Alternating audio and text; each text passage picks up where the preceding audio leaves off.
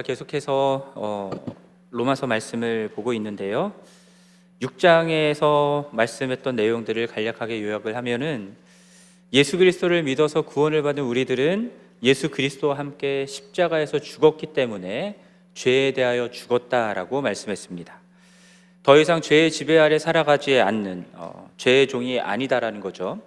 죄로부터 해방되어 의에게 종이 되었다라고 말씀합니다. 그러므로 우리는 우리의 몸을 의를 이루는 지체로 또 무기로 도구로 하나님께 드려야 된다라고 말씀했고요. 거룩함에 이르는 그 열매를 맺는 삶을 살아야 한다라는 것을 말씀했습니다. 이어서 7장에 들어서서 바울은 죄에 대하여 죽은 그리스도인들은 율법에 대하여서도 죽었다라는 것을 말씀합니다. 7장을 우리가 읽었는데요, 14절부터 25절까지 말씀을 읽었는데 그 내용들을 보면은 우리들이 마음으로는 하나님의 법을 즐거워하지만 육신으로는 죄의 법을 섬기는 우리 인간들의 이 거룩하게 살 수 없는 비참한 상태에 대해서 바울이 안타깝게 탄식하며 절규하는 그런 내용들이 주를 이루는 것처럼 보이지만, 그러나 정작 바울이 7장에서 말씀하고 싶었던 것은 무엇이냐면 예수 그리스도를 믿어서 의롭다함을 받은 우리들에게 있어서 이 율법이라는 것이 도대체 무엇이냐, 어떠한 위치를 갖는 것이냐라고 하는 것이었습니다. 그래서 7장 1절부터 8장 4절까지에 나오는 내용들을 보면요, 율법, 계명, 의문이라는 이런 단어들이 35번이나 반복되고 있음을 보게 됩니다. 바울이 로마서에서 계속해서 강조하고 있는 것이 무엇입니까? 인간은 율법을 지켜서 의롭게 될 수 없다라는 겁니다. 그럼 그러한 율법이 우리들에게 주어진 이유와 목적이 무엇입니까?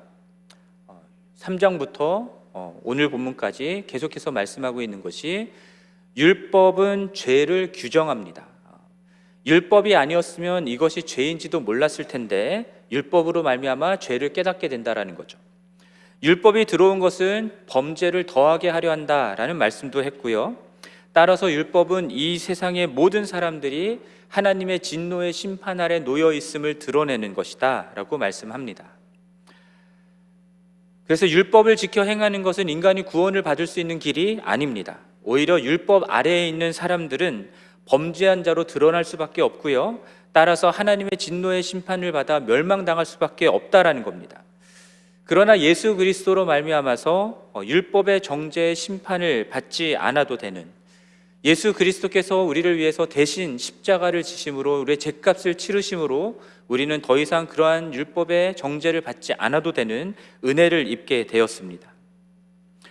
그래서 예수 그리스도를 영접한 우리들은 더 이상 율법의 행위로 의를 이루어야 한다라고 요구되는 그 법 아래 있지 아니하고 우리의 죄의 값을 대신 치러주신 예수 그리스도의 은혜 아래 있음을 6장에서 계속해서 말씀했습니다. 자, 이렇게 우리가 죄 아래, 법 아래 있지 아니하고 은혜 아래 있다라고 하는 것을 바울이 오늘 7장에서 1절부터 6절까지 해서 다시 한번 이야기하는데요, 특별히 결혼에 빗대어서 설명을 하고 있습니다. 여러분, 결혼할 때에 다들 서약하셨죠? 하셨습니까? 네. 신랑 신부는 어떠한 형편과 상황 속에서도 서로 사랑하며 남편과 아내로서의 부부의 도리를 다할 것이다 라는 것을 서약을 하셨습니다. 그리고 그 법이 규정하는 결혼 관계 안에서 부부로서의 삶을 살아가기 시작하죠. 이 당시에서도요, 율법 아래에서 이제 결혼이 이루어집니다. 그런데 율법 아래에서 여자들은요, 이혼을 요구할 수가 없었거든요. 어렵기도 했고요. 그러한 상황 속에서 여자가 이제 남편에게 구속되어 있지 않은 상태가 되기 위해서 유일한 방법은 남편이 죽는 것밖에 없었습니다. 만약 남편이 죽지도 않았는데 다른 남자에게 간다면 그것은 간음을 행하게 되는 것이죠. 하지만 남편이 죽으면 어떻게 됩니까? 남편으로부터 자유로워졌기 때문에 다른 남자와 재혼을 하더라도 그것이 간음이 되지 않는다라는 겁니다. 마찬가지로 우리는 예수 그리스도의 죽으심과 함께 죄에 대하여 죽었을 뿐만 아니라 우리의 죄를 규정하고 정죄하는 율법에 대해서도 죽었다라는 겁니다. 예수 그리스도의 죽으심에 연합함으로 율법의 저주, 율법에 대한 죄에 대한 정죄와 형벌로부터 우리는 자유케 됐다라는 거죠. 그러므로 예수 그리스도께서 은혜로 베풀어 주신 그 의를 얻은 우리는 더 이상 율법을 지켜 행함으로 의로워져야 한다라고 하는 이 율법의 요구를 이룰 이유가 없습니다. 하나님 앞에 의로워지기 위해서, 하나님께 받아들여지기 위해서 내가 수고하고 내가 노력해서 의를 이룰 이유가 없어진 겁니다. 이 의를 이루지 않으면 심판받을 것에 대한 두려움 때문에 율법을 지킬 이유도 없어졌습니다. 예수 그리스도께서 모든 율법의 요구를 만족시키셨고 율법의 마침이 되셨기 때문입니다. 그러므로 이제 우리는 오늘 본문 속에서 다른 이, 곧 죽은 자 가운데서 살아나신 이라고 말하는데 예수 그리스도이시죠. 이 예수 그리스도와 결혼한 관계, 그에게 시집을 간 신부와 같이 된 것입니다. 과거의 율법은요, 폭력을 행하는 남편과 같았습니다. 그래서 율법의 요구를 제대로 이루지 못하면 넌 심판받아 죽을 거야 라고 하는 정죄를 받게 됐던 것이죠. 그래서 사람들은 두려움을 가지고 하나님을 섬겨야 했습니다. 율법으로 말미암아서 우리 안에 죄가 있음이 드러남에도 불구하고 겉으로는 의로운 척 해야 되고요, 거룩한 척 해야 했습니다. 그래야 하나님께 받아들여질 수 있으리라 생각했기 때문이죠. 그러나 이제 율법에 대하여 죽었습니다. 우리의 폭력을 행하는 남편 율법은 죽었습니다. 그렇기 때문에 예수 그리스도와 이제 결혼하게 된 우리는 우리를 사랑하시고 우리에게 은혜를 베풀어 주시는 그 주님에 대한 사랑과 감사로 그분을 기쁘시게 하기 위해서 살아갑니다. 그분께 영광을 돌리기 위하여 살아갑니다. 하나님을 섬기며 살아가는 것이 두려움 때문이 아니라 기쁨과 감사와 사랑으로 행하는 것입니다. 그렇게 하나님이 기뻐하시는 거룩한 열매를 맺는 거룩한 삶을 살아간다라는 것이죠.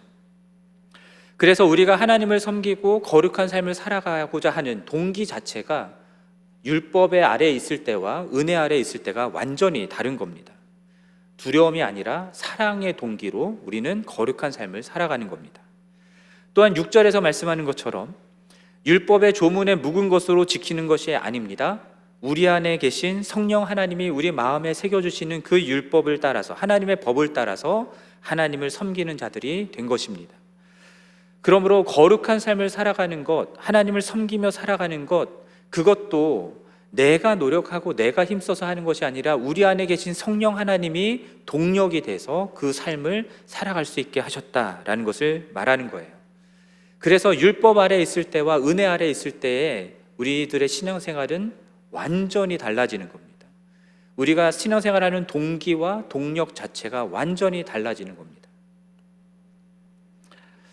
우리는 구원, 곧 의롭다 함을 받기 위해서 예수 그리스도의 십자가의 은혜를 의지합니다. 아멘이십니까? 그 은혜를 의지하여서 여러분 구원을 받으셨습니다. 똑같이 마찬가지로 우리들이 거룩해지는 그 거룩한 성화의 삶을 살기 위해서도요, 우리가 무엇을 하는 것이 아니라 우리 안에 계신 성령을 따라서 예수 그리스도를 의지함으로 이룰 수 있는 것입니다. 율법의 행위로 칭의를 이룰 수 없듯이 율법의 행위로 성화도 이룰 수가 없는 겁니다. 칭의와 성화 모두 다 은혜로 이루어지는 것이다라는 것을 우리들이 꼭 기억해야 할 것입니다. 그렇다면 우리가 율법에서 자유케 되었으니까 이제 율법은 완전히 무용지물이 된 것인가? 더 이상 우리는 율법의 요구에 대해서 아무런 책임이 없는 삶을 살아도 되는 것인가? 라는 질문이 나올 수 있겠는데 그렇지 않다라는 거죠. 율법으로부터 벗어나서 자유케 되었다 해서 율법이 말씀하고 있는 거룩한 삶을 살지 않아도 된다라는 거 아니다라는 겁니다. 그리고 율법이 우리의 죄를 드러내긴 하지만 율법 자체가 죄가 아니다라는 겁니다. 그래서 이 내용을 바울이 7절부터 13절까지 해서 얘기하고 있습니다. 우리 7절 말씀을 보여주시겠어요? 그런즉 우리가 무슨 말을 하리요? 율법이 죄냐? 그럴 수 없느니라 라고 말씀합니다. 그리고 똑같이 12절에서도요 말씀하는 것처럼 율법은 죄가 아니라 무엇입니까? 거룩한 것이다 라고 얘기합니다. 율법은 그 자체로 거룩하고 계명도 거룩하고 의로우며 선하다라고 말씀합니다. 여러분 한번 생각해 보십시오. 율법을 누가 주셨습니까? 하나님이 주셨잖아요. 거룩하신 하나님이 주셨잖아요. 그 하나님이 당신의 생각과 당신의 마음을 담아서 하나님의 백성인 이스라엘에게 어떻게 하나님의 백성으로서 거룩한 삶을 살아야 될지를 가르쳐주는 말씀으로, 계명으로 율법을 주신 것인데, 그것이 어떻게 죄가 될 수 있겠습니까? 그것은 의롭고 선하고 거룩한 것입니다. 다만 그 율법이 우리에게 주어졌는데 7절 후반절에서 말씀하는 것처럼 율법이 주어졌기 때문에 전에는 알지 못했던 우리의 죄를 알게 된다라는 겁니다. 바울은 이것을 설명하면서 탐내지 말라라고 했던 10계명의 마지막 계명을 언급을 하고 있습니다. 이것이 출애굽기 20장 17절에서 나오는데요. 내 이웃의 집을 탐내지 말라. 내 이웃의 아내나 그의 남종이나 그의 여종이나 그의 소나 그의 낙이나 무릇 내 이웃의 소유를 탐내지 말라라고 말씀합니다. 자, 이 율법의 계명이 주어지기 전에는 탐내지 말라라고 하는, 탐심이라는 것이 죄라는 사실을 알지도 못했다라는 겁니다. 그러나 율법을 통해서 탐심을 알게 되자 우리 안에 온갖 종류의 탐심이 있다라는 것을 깨닫게 되는 거예요. 여러분, 견물생심이란 말씀 들어보셨죠? 실제로 내 것이 아니라 다른 사람이 가지고 있는 건데 내가 그거를 보니까 마음이 생기는 겁니다. 여러분, 하지 말라고 하면 더 하고 싶으시죠? 아닌가요? 금지되었기 때문에 더 스릴 있게 뭔가를 하는 일들이 일어납니다. 아담과 하와도 선악을 알게 하는 나무의 열매를 따먹으면 죽는다라고 하신 그 하나님의 말씀이 있기 전에는 아마도 그닥 선악을 알게 하는 나무에 관심이 없었을 겁니다. 왜냐? 동산에 있는 모든 나무를 다 먹을 수 있으니까요. 근데 동산에 있는 모든 나무의 실과를 먹을 수 있다라고 하는데 유독 하나 선악을 알게 하는 나무의 열매는 따먹지 말라고 말씀하시니까 그 선악을 알게 하는 나무를 지날 때마다 저거는 먹으면 안 돼 라는 생각과 함께 먹어보고 싶은데 라고 하는 생각이 드는 것이죠.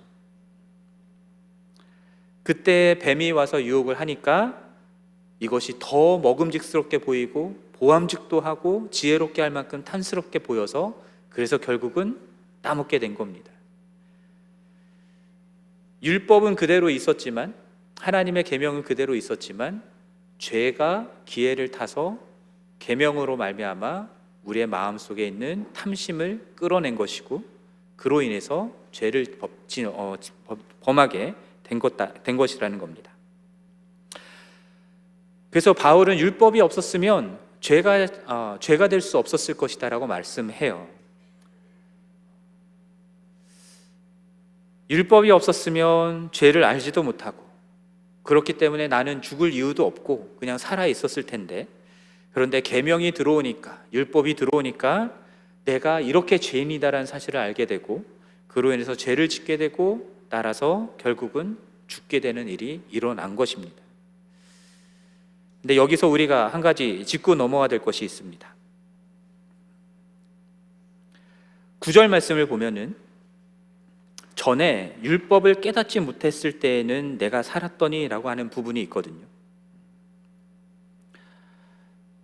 전에 율법을 깨닫지 못했을 때, 이 부분이 이상합니다. 왜냐하면 여러분, 바울은 바리새인이었습니다. 어려서부터 율법을 철저히 배우고 지켜서 행했던 사람이었습니다. 남다른 열심이 있었던 사람이었고요. 가말리엘이라고 하는 랍비에게서 아주 우수한 율법에 대한 교육을 받았습니다. 그런 사람이 율법을 깨닫지 못했을 때가 있었을까요?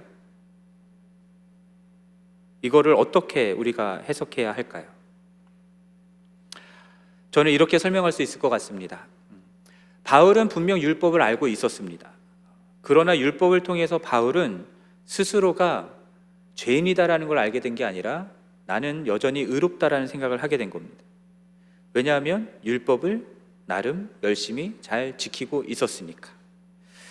자기 자신을 율법 앞에서 하나님의 심판 아래 멸망당할 존재로 인식하지 못했을 수 있습니다. 그렇기 때문에 율법을 알면서도 자기가 여전히 살아있을 수 있었던 겁니다. 하지만 계명이 깨달아지는 순간이 있었던 거예요.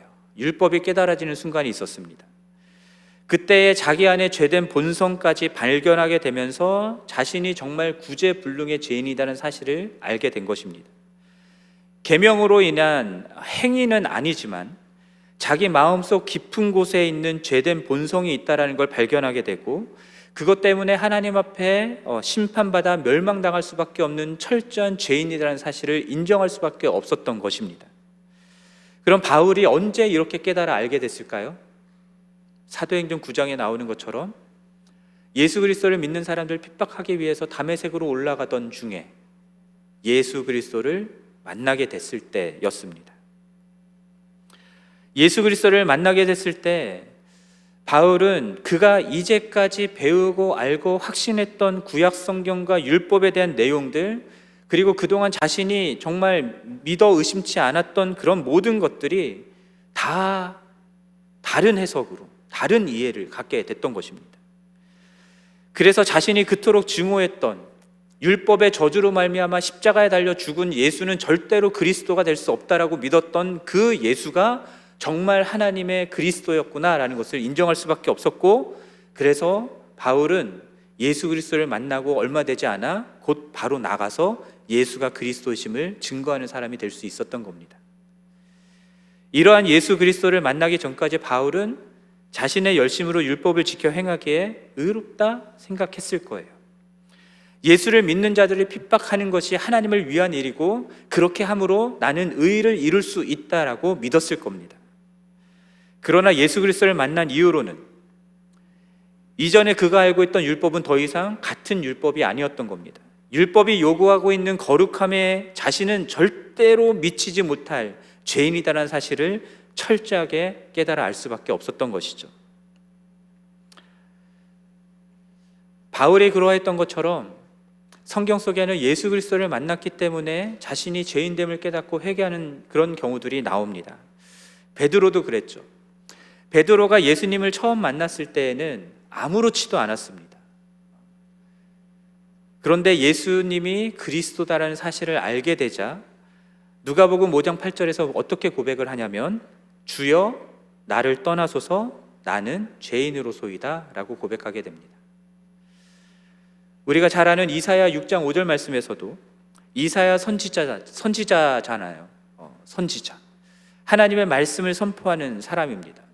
그러한 사람인데 하나님의 성전에 한두 번 있었던 것도 아닌데 그 성전에서 하나님이 임하여 계신 것들을 보았을 때 이렇게 고백합니다.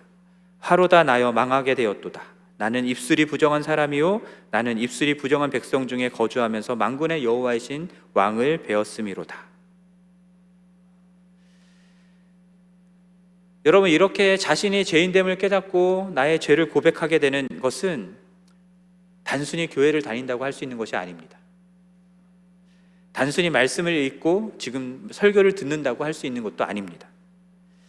이러한 종교적인 행위들로는 바울과 베드로와 이사야의 예에서 보았던 것처럼 자신의 죄인됨을 깨닫고 회개하는 일들은 할 수가 없습니다. 언제 할 수 있습니까? 예수가 그리스도이심을 알게 되고 예수 그리스도를 만나게 됐을 때 할 수 있는 겁니다. 이전에는 전혀 죄인이라고 생각하지 않았고 오히려 나는 착하고 의로운 삶을 살았다라고 여겼던 사람이라도 말씀을 통해서, 예배를 통해서, 어떠한 계기를 통해서 예수 그리스도를 만나게 되면, 그분을 경험하여 알게 되면 그분 앞에서 내가 얼마나 철저한 죄인인지를 깨달아 알게 되고, 나의 절망적인 상태 때문에, 죄인된 상태 때문에 나에 대해서 탄식하며 절규하게 되는 일들이 일어나는 것이죠. 그렇다면 우리는 중대한 도전 앞에 직면하게 되는 겁니다. 나는 정말로 예수 그리스도를 만났는가? 교회를 다니지만, 예배를 드리고 있지만 나는 정말로 예수 그리스도를 만났는가? 그래서 나 자신의 죄인됨을 깨닫고 회개한 경험이 있는가? 우리 자신을 오늘 말씀 앞에서 정직하게 돌아볼 수 있었으면 좋겠습니다. 이 만남이 없이는 우리의 신앙생활은 신앙생활이 아니라 종교생활일 뿐입니다.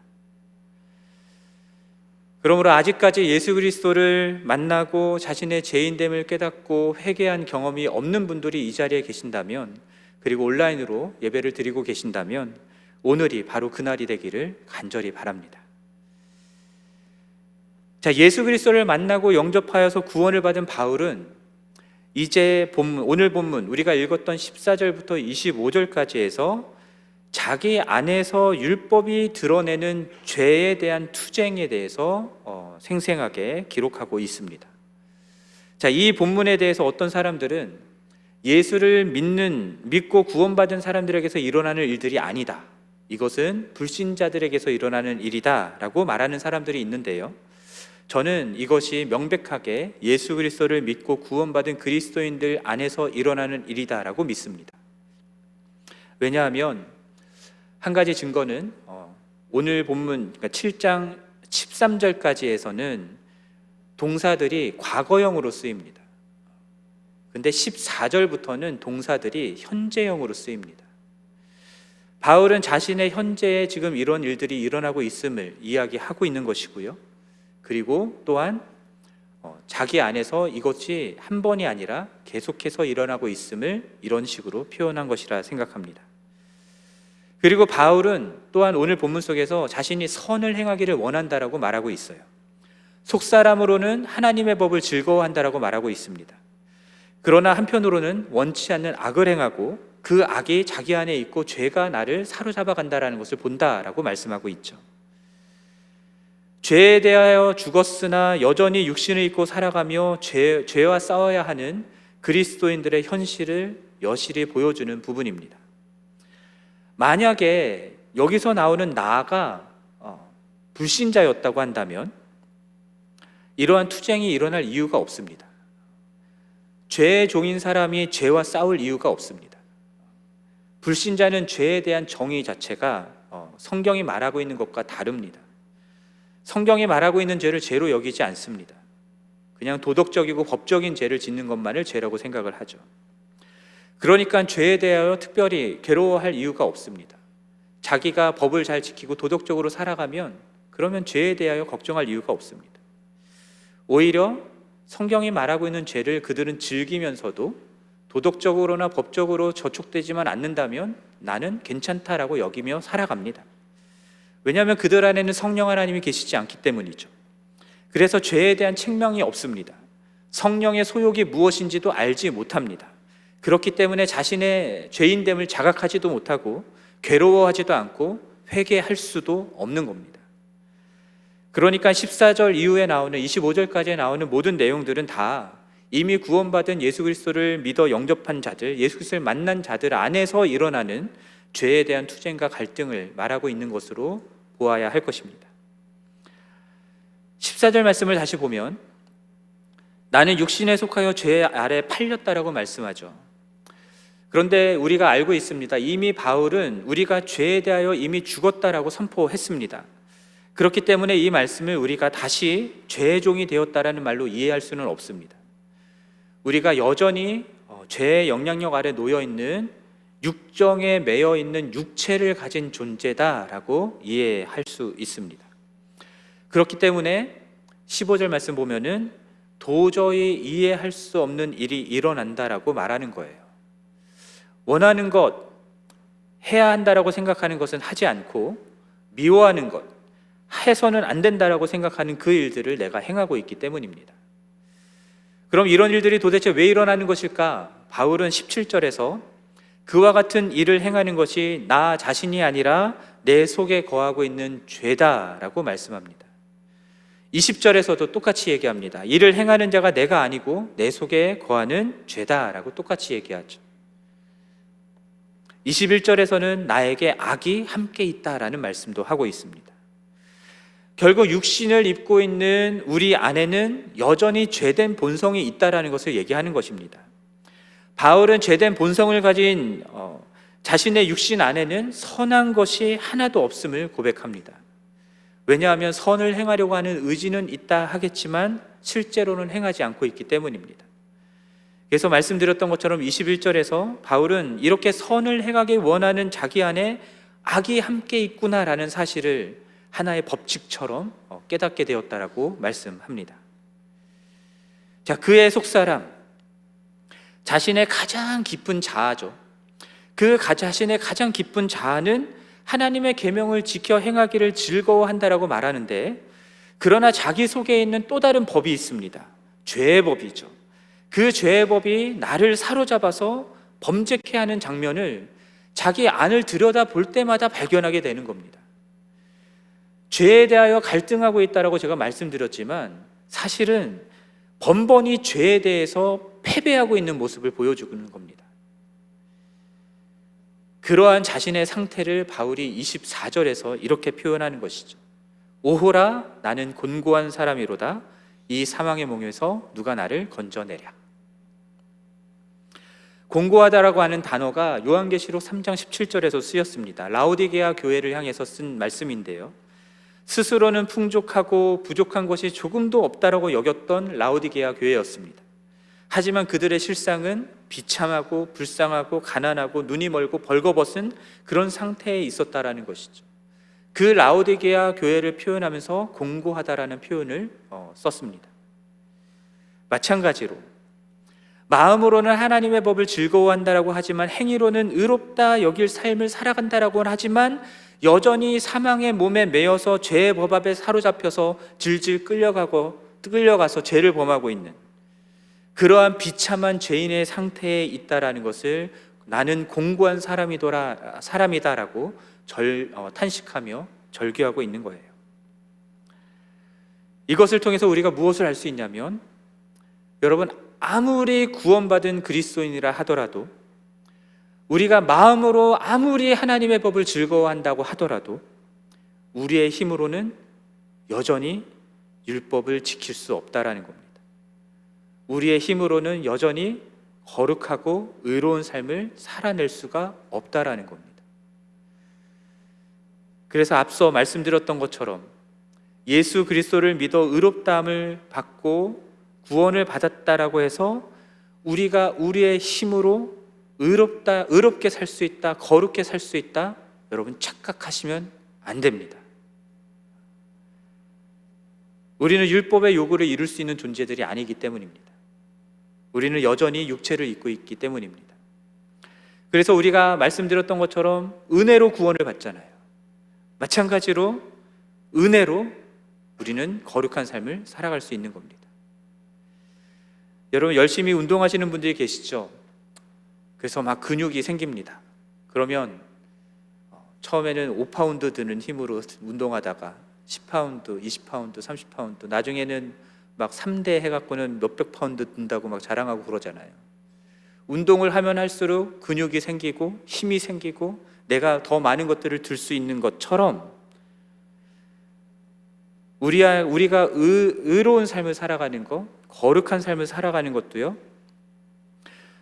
우리가 노력한다고 해서 어떤 힘들이 생겨가지고 그것을 할 수 있게 되는 것이 아닙니다. 우리가 말씀을 열심히 보고 기도를 열심히 하고 예배를 열심히 드리고 교회를 열심히 다니고 봉사도 하고 선교도 하고 한다고 해서 우리가 우리의 그 행위로 의롭다함을 얻는 의로운 삶, 거룩한 삶을 살 수 있는 게 아니다라는 겁니다.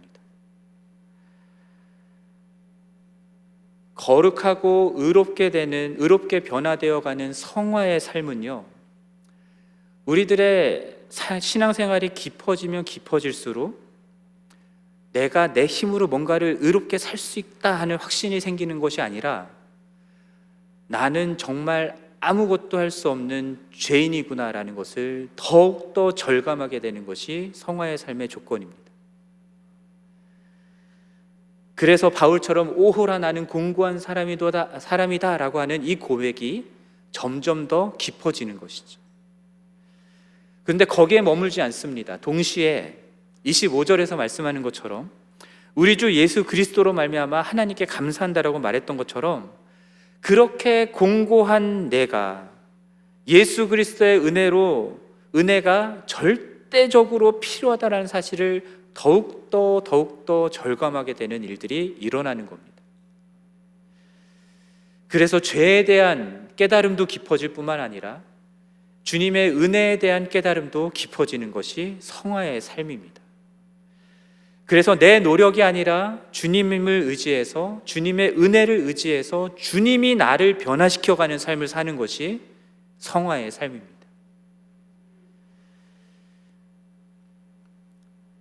여러분들은 나 자신이 마음으로는 하나님의 법을 즐거워하고 그러나 육신으로는 죄의 법을 섬기는 모순덩어리요 비참한 죄인이란 사실을 고백하십니까? 그리고 여러분 신앙생활이 1년, 2년, 5년, 10년, 20년, 30년, 40년, 50년 더해질수록 이 고백이 점점 깊어지고 계십니까? 그러한 나에게 유일하게 필요한 존재는 예수 그리스도라는 사실이 점점 더 절감되는 그런 고백으로 고백하고 계십니까? 정말 그 은혜가 없이는 나는 살아갈 수 없는 존재라는 것이 정말 마음속 깊은 곳에서 우러나오는 고백이 되고 계십니까? 제가 여러 번 말씀드려서 저 자신의 예들을 들은 것이 여러분 식상하실 수 있겠다 싶은 생각이 드는데, 오늘 다시 한번 오늘 말씀을 준비하면서 저 자신을 말씀에 적용을 해봤을 때 들었던 생각들을 나누고자 합니다. 전에도 제가 말씀드린 적이 있었지만 저는 어려서부터 굉장히 바르게 살은 아이였습니다. 그래서 제 별명이 뭐였다고요? 바리새강이라고 했었죠. 그리고 제 친구들은 그런 저를 왕교만이라고 불렀습니다. 저는 유대인들과 같이 문자적으로 율법을 지켜야 한다 하지는 않아도 된다라고 믿었어요. 하지만 율법이 요구하는 바들을 지켜 행하는 것은 너무너무 중요하다라고 생각했습니다. 그래서 그것을 정말 열심히 지켜 행하려고 노력을 했어요. 그러면서 저를 왕교만이라고 부르고 바리새강이라고 부르는 제 친구들과 사람들에게 그래 나는 바리새인이야, 하지만 난 구원받은 바리새인이야 라고 얘기했습니다. 근데 그 말의 이면에 어떤 내용이 들어있냐면, 율법적인 삶을 철저히 지키지 않는 너희들보다 바리새인처럼 열심히 지키려고 살아가는 내가 더 의롭다라는 생각이 깔려 있었던 거예요. 무슨 말씀인지 아시겠습니까? 그 당시에 저는 어떤 사람이었냐면요, 여러분 저랑 눈을 한번 마주쳐 보십시오.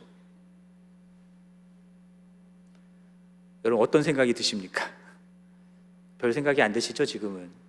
그 당시에 저는 제가 아무 생각 없이 그냥 멍하게 누군가를 쳐다보잖아요. 교회 안에 있는 후배들을 쳐다보잖아요.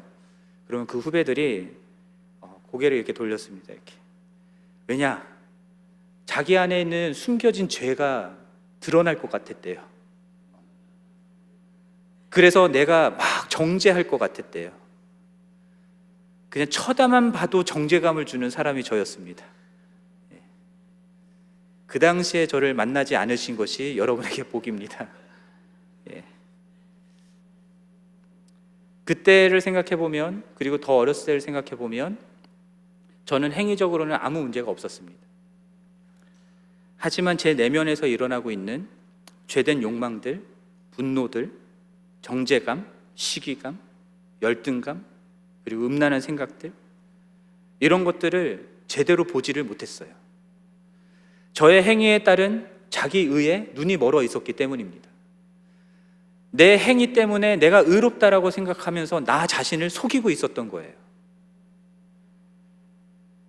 그런데 주님을 알아가면서 이런 내가 정말 큰 문제구나라는 사실을 알게 된 겁니다. 왜냐하면 저는 저 나름대로 예수님을 닮아가고자 정말 철저히 율법적인 삶을 살았거든요. 그것이 바르게 신앙생활을 하는 것이라 생각했고, 그렇게 살면 정말 예수님을 닮아갈 수 있을 거라 생각했거든요.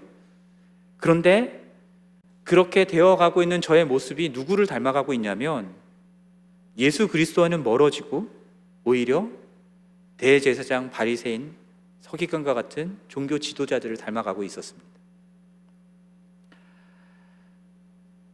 하나님을 위한다는 명분 하에 하나님의 율법을 철저히 지켜 행하려고 했던, 그렇게 해서 자기의 의를 이루려고 했던 그 사람들, 그렇게 자기의 의를 이루기 위해서 하나님이신 예수 그리스도를 십자가에 못 박아 죽였던 그 사람들을 제가 닮아가고 있더라고요. 그러니까는 정죄감을 주는 눈초리를 가질 수 있었던 겁니다. 말하지 않아도 사람들을 판단하고 정죄하는 사람이 됐던 것이죠.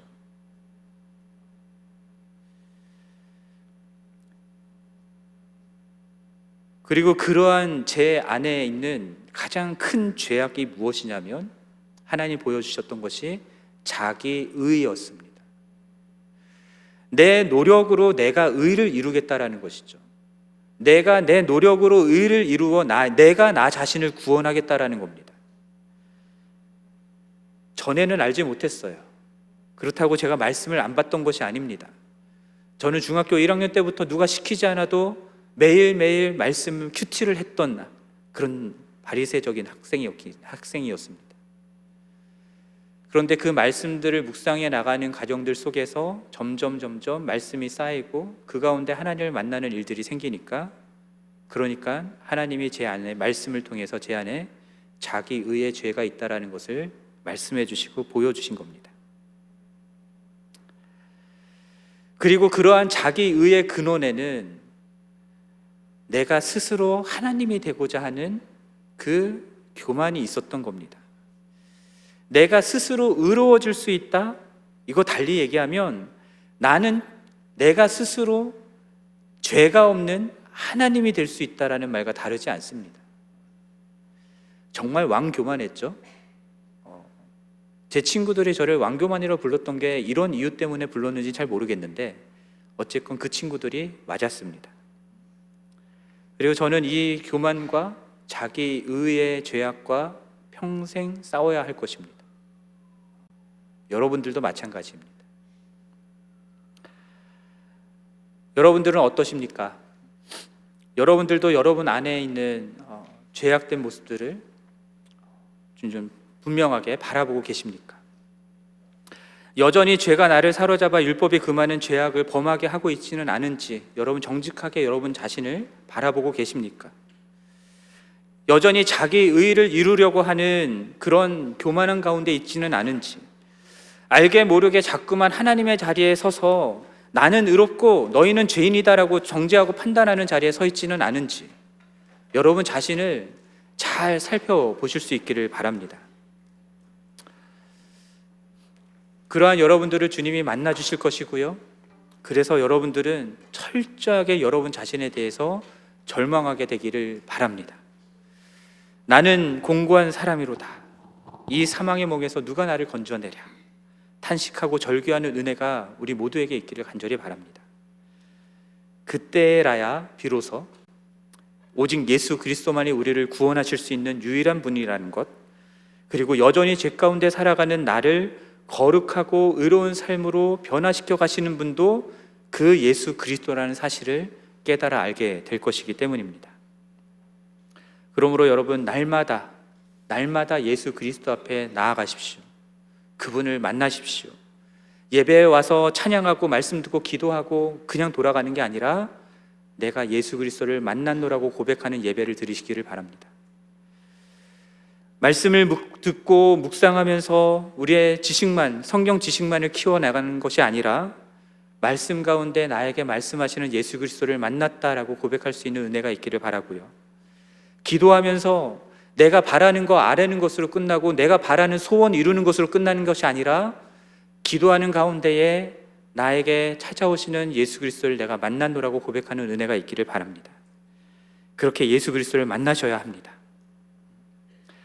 그렇게 예수 그리스도를 만나는 예배, 말씀, 기도, 그 외에 여러 가지 아까 말씀드렸던 봉사, 선교하는 거, 그 모든 것들을 통해서 여러분 예수 그리스도를 만나게 되면, 그러면 우리는 공고한 죄인이지만 그러나 우리를 날마다 새롭게 하시는, 그리고 거룩하고 의로운 삶으로 변화시켜 가시는 그 주님의 은혜를 경험하게 되리라 믿습니다.